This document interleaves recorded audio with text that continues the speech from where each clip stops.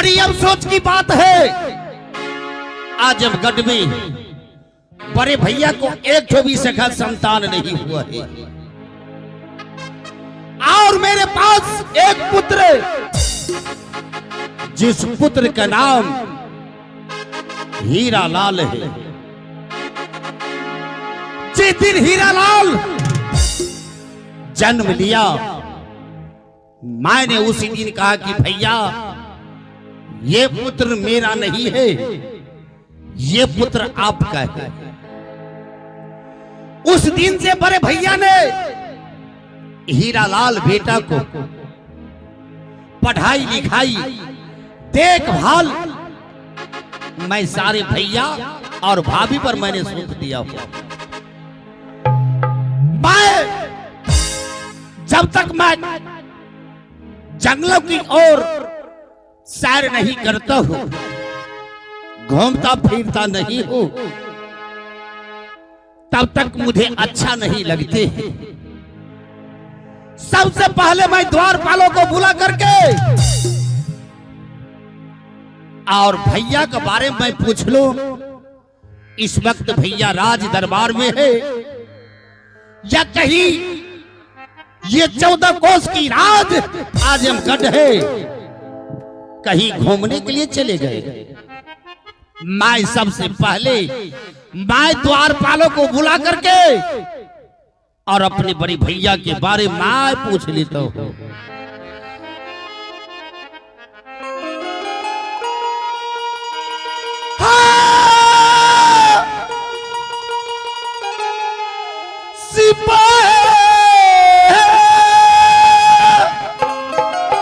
द्वारपालों, अरे याबा याबा, अरे याबा रे बाबुआ, अरे बोरो नादर दिखावा। जय हो।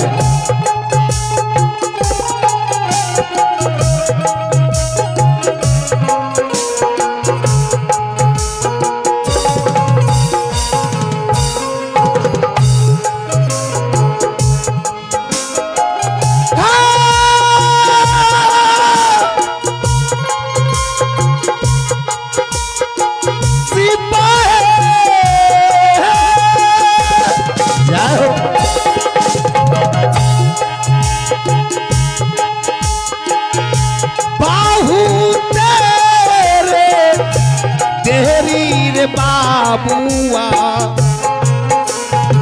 द्वारपालों, बाहू तेरे तेरी रे बाबुआ, गिरा ही रही भाना में।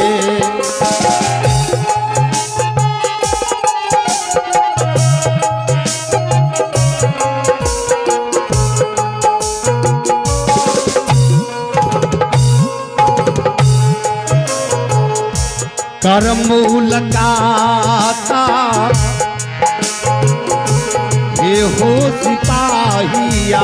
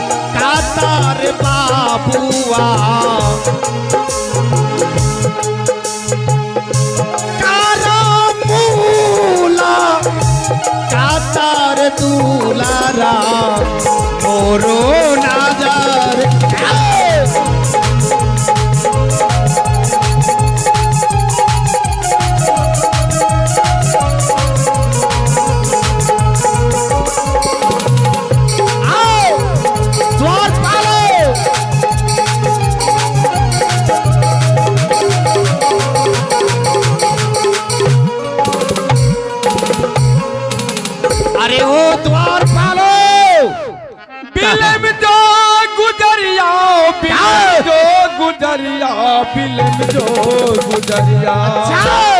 ये द्वारपालों की आवाज है। बिलन जो गुजरिया तू मिथिला के धाम के बिलन जो गुजरिया तू मिथिला के धाम के। अरे हरे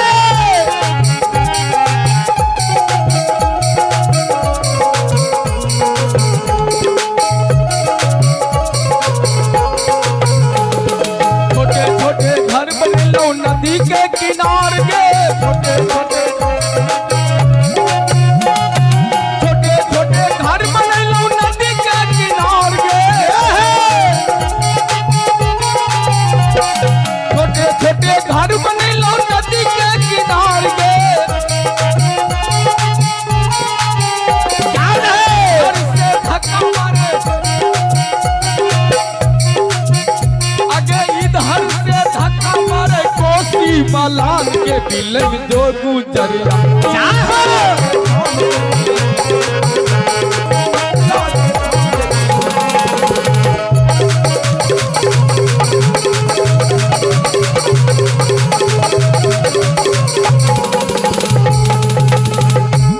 द्वारपालो प्रणाम महाराज प्रणाम। खुशी रहो। क्या आज मैंने राज दरबार में जब प्रवेश किया तो एक ठो भी मुंशी दीवान और ना कोई मुझे दरबारी दिखाई दिया। क्या कारण था कि आज तुम लोग राज दरबार छोड़ करके कहीं घूमने के लिए गए थे? महाराज बोलो। आज जितने आपके दरबार में मुंशी दीवान सिपाही है महाराज, अच्छा, वो आज तभी मिलकर हमारे नजदीक आकर रोने लग गया महाराज। तुम्हारे नजदीक? हाँ महाराज। सुनो, ये बात तो सच है कि तूने इस राज दरबार के बड़े मुंशी हो, जी जी, बड़े सिपाहियों हो, हाँ महाराज, जितने भी दरबारियों हो, उसमें तुम्हें बहुत बड़ा पद दिया हुआ है। हाँ, किसी तरह कोई मुंशी दीवान को कोई तरह को अगर दिक्कत हो जाए तो सबसे पहले तुझे आकर को बताते हैं। सुनाओ कि क्यों आज तुम्हारे नजदीक मुंशी दीवान दरबारी रोना शुरू कर दिया?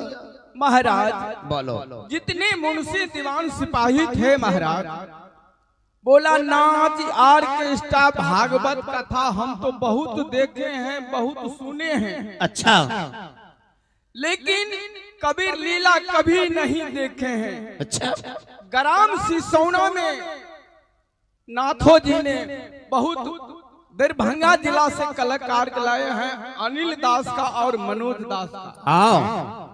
तो नाथ ऑर्केस्ट्रा तो हम बहुत देखे हैं, क्यों नहीं? लेकिन कबीर लीला कभी नहीं देखे हैं। अच्छा, तो इसलिए आज किसी तरह से महाराज के दरबार में आप मुंशी जी सिपाही साहब ड्यूटी करना और हम लोग को छुट्टी कर दो, आज कबीर लीला देखने के लिए। मैं समझ गया। जी महाराज। इसका मतलब जितने भी मुंशी दीवान था तुमने हाँ, सारे दरबारियों को छुट्टी कर दिए हो। हाँ महाराज। ग्राम सिसौना में कबीर लीला हो रहा है, अच्छा है, सभी देखने के लिए चला गया है महाराज। हे द्वारपालो, अभी इस रात दरबार में तुम केवल अकेले ड्यूटी करते हो? हाँ महाराज। चलो बहुत अच्छा है। सबसे पहले अपने आजमगढ़ की समाचार तुम मुझे सुनाओ कि अपने आजमगढ़ में कोई ऐसा योद्धा चढ़ाई तो नहीं किया है? महाराज क्या आज आजमगढ़ में कोई मानव सूरवीर गंधर्व आंख उठा को देख लेगा महाराज, तब से पहले उसको हम आंख निकाल लेंगे महाराज। क्यों नहीं द्वारपालो? जी महाराज, ऐसा होना चाहिए, क्योंकि महाराज इस आजमगढ़ में आने वाले की पांव के निशान तो मिल सकते हैं महाराज, अच्छा, लेकिन जाने वाले की नहीं। क्यों नहीं? जाने वाले जी महाराज। द्वारपालो, महाराज की जय। बहुत अच्छा तूने आजमगढ़ की खुशखबरी तूने मुझे सुनाए हो। हाँ महाराज, क्यों नहीं। और दूसरा में बड़े भैया को तुम मुझे समाचार सुनाओ कि बड़े भैया रात दरबार में है या कहीं घूमने के लिए गए हैं? नहीं नहीं महाराज, राज दरबार में है बड़े महाराज। अच्छा, और भाभी का समाचार? बड़ी महारानी का? हाँ बड़ी महारानी वैसे तो ठीक है महाराज, चलो बहुत अच्छा है, लेकिन थोड़ा कभी कभी चिंता आ जाती है महाराज। अरे ये बातों तो मैं जानता हूँ कि भाभी को सखा संतान नहीं हुआ, हाँ उसे कभी कभी टेंशन आ जाते हैं जी। चलो सारे बातों को छोड़ो, बोलिए और जो मेरी महारानी है वो कैसी है? छोटी महारानी जी बहुत अच्छी है महाराज। और मेरा बेटा हीरालाल पाठशाला में प्रत्येक दिन पढ़ने के लिए जाते हैं या नहीं? महाराज बोलो। हीरालाल के बारे में आप बात पूछते हैं महाराज? हाँ मैं हीरालाल को बारे में बात पूछ रहा हूँ महाराज। बोलो। हीरालाल पाठशाला के बीच बहुत अच्छा पढ़ाई कर रहे हैं महाराज। चलो बहुत अच्छा है। आज जब हम पाठशाला के बीच गया महाराज, जितने विद्यार्थी था हीरालाल के पूछा जी कौन है, बोला मेरा सिपाही है। अच्छा जितने विद्यार्थी थे पाठशाला के बीच महाराज, मुझे ऐसे करके सलूट मारा महाराज। आओ। और हीरालाल बहुत खुश है महाराज। चलो बहुत अच्छा है। जितने विद्यार्थी है पाठशाला के बीच हीरालाल को बहुत अच्छा से मानते हैं। द्वारपालो महाराज की जय हो। चलो सुनो, बोलिए महाराज। मुझे तो ऐसा विचार हो रहा है जी कि मैं बड़े भाई से जाकर थोड़ा मुलाकात करूं। हाँ महाराज सही बात है महाराज, लेकिन अब बड़े भैया के पास नहीं जाऊंगा, क्योंकि आज मुझे विचार है कि मैं जंगलों की ओर प्रत्येक दिन मैं जाता हूँ। जी महाराज। आज कई दिनों से अपने बगीचा जो है, जो फुलवारी है, हाँ महाराज, मैं अपने बगीचा आज कितनों दिनों से नहीं गया हूँ। अच्छा महाराज। तो मुझे विचार है कि आज अपने बगीचा में चल करके थोड़ा मंदिर बहला लूं और फिर अपने राज दरबार आकर के और बड़े भैया से मुलाकात करूं। आज महाराज बगीचा जाइएगा महाराज? आज मुझे विचार है कि बगीचा चलने के लिए। तो चलिए महाराज, जो आपका विचार है उसमें हम भी शामिल हैं महाराज। चलोगे? चलिए महाराज। अच्छा है, चलो आज हम लोग अपने बगीचा की ओर चलते हैं। चलिए महाराज।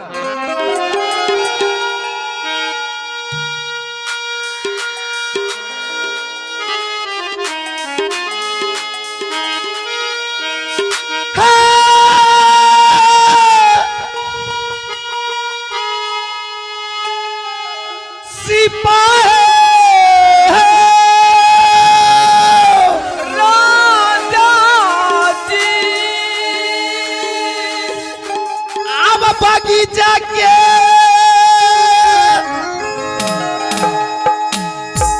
रहिया रही अबुआ आए रे।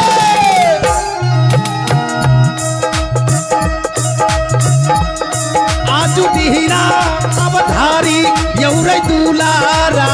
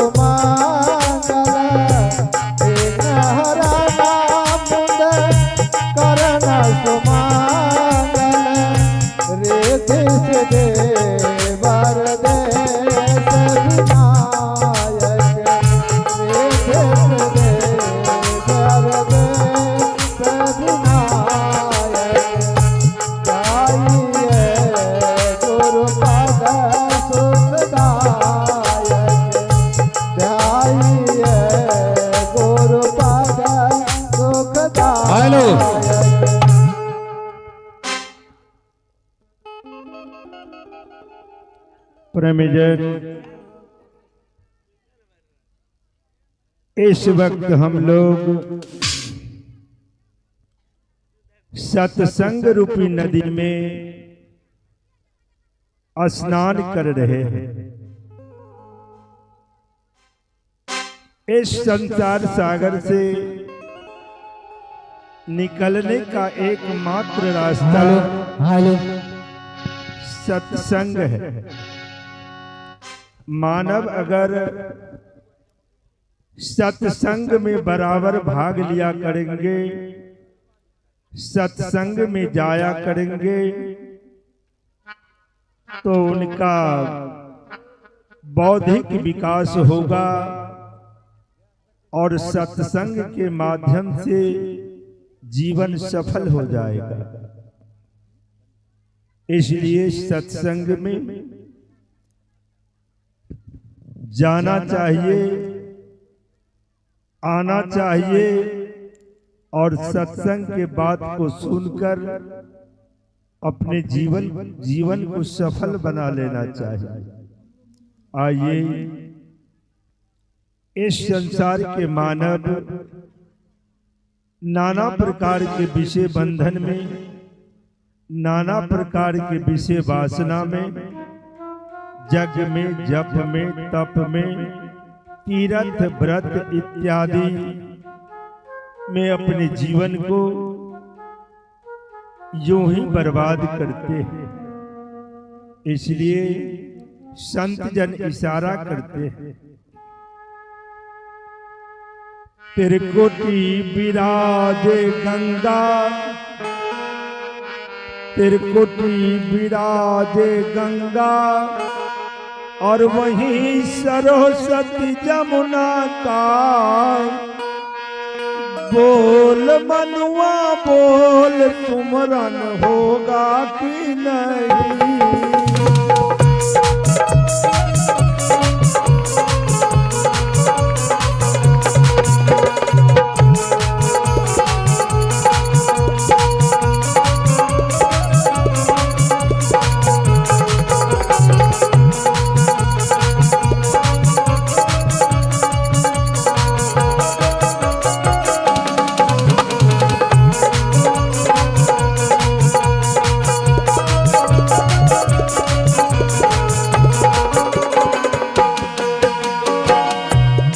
प्रेमीजन, त्रिकुटी विराजे गंगा और वहीं सरस्वती जमुना का। इस संसार के मानव इस मायावी दुनिया में, इस बाह्य जगत में गंगा, जमुना और सरस्वती, ये त्रिवेणी संगम के स्नान जो कर लेता है, बोलते हैं, उनकी समझ में आ जाता है कि मैंने त्रिवेणी स्नान कर लिया, मैं अभी संसार से उबर जाऊंगा। लेकिन संतजन इस मानव शरीर के अंदर ये जो त्रिवेणी संगम है गंगा, जमुना, सरस्वती का, उसमें स्नान करने के बारे में बताते हैं। संतजन इशारा करके कहते हैं, इंगिला पिंगिला गंगा जमुना सुषुमन सरस्वती की धारा।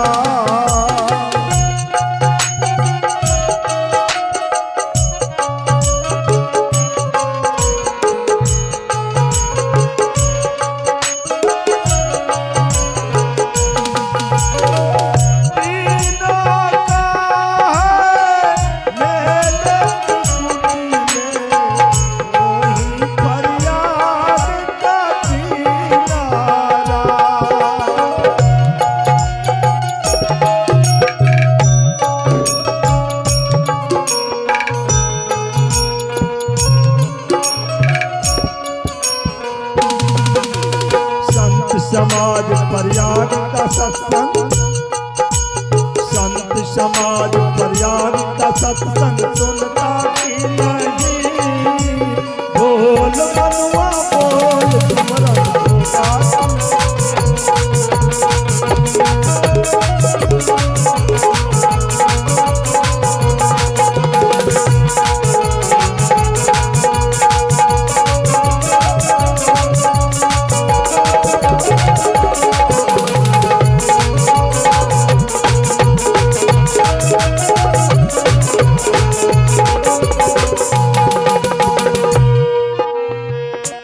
श्रोतागण,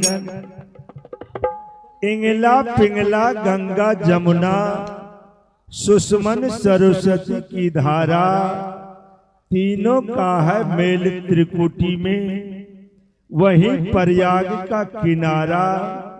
संत समाज प्रयाग का सत्संग।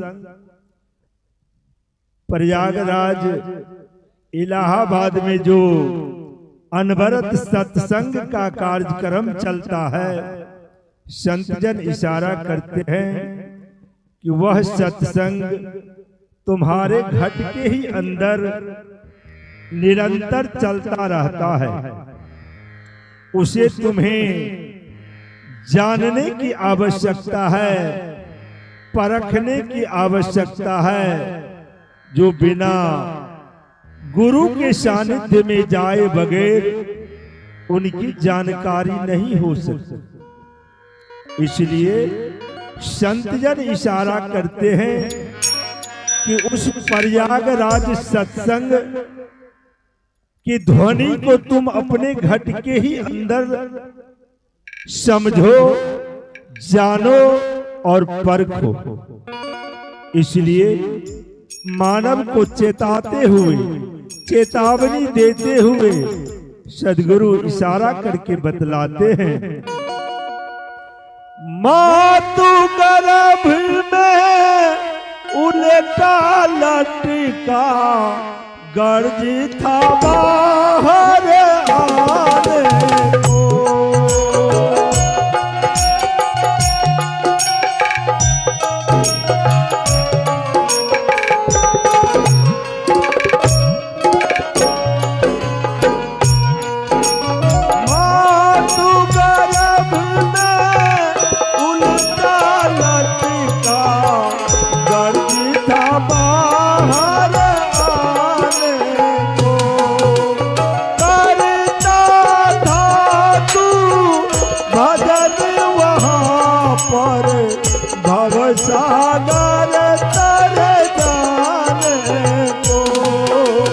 जठरागिन का डर पाके, जठरागिन का डर पाके समझेगा कि नहीं, बोल बनुआ बोल तुमरा होगा कि नहीं, बोल बनुआ बोल तुमरा होगा।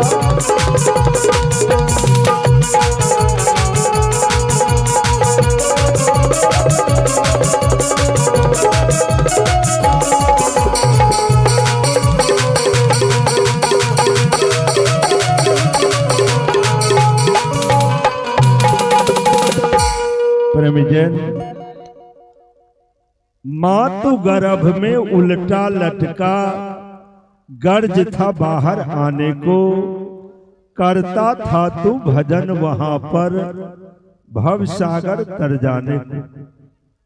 प्रेमीजन, माता के गर्भ में जो बच्चा रहता है उस बच्चा का अवस्था स्थिति कैसा रहता है उसके बारे में संतजन बतलाते हैं कि मां के गर्भ में बच्चा का स्थिति दोनों टांग ऊपर और मस्तक जो है, मूड़ी जो है, मुख जो है वह नीचा रहता है। संतजन चेतावनी देते हैं मानव को, मां तू गर्भ में उल्टा लटका गर्ज था बाहर आने को।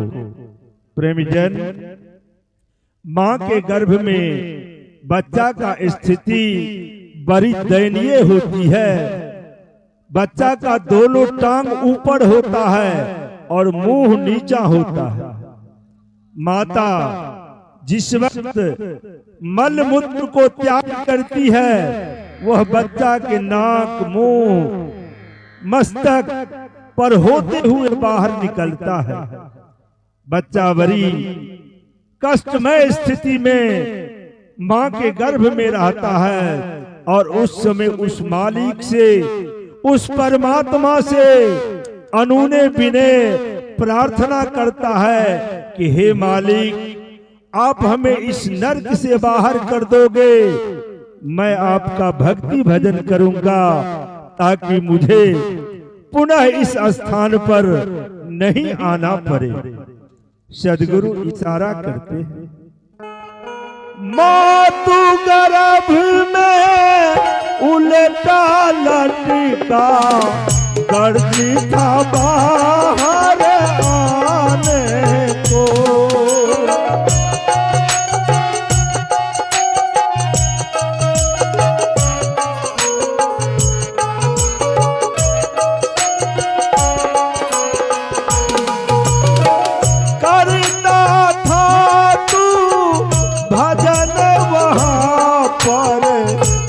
सागर तर जाने को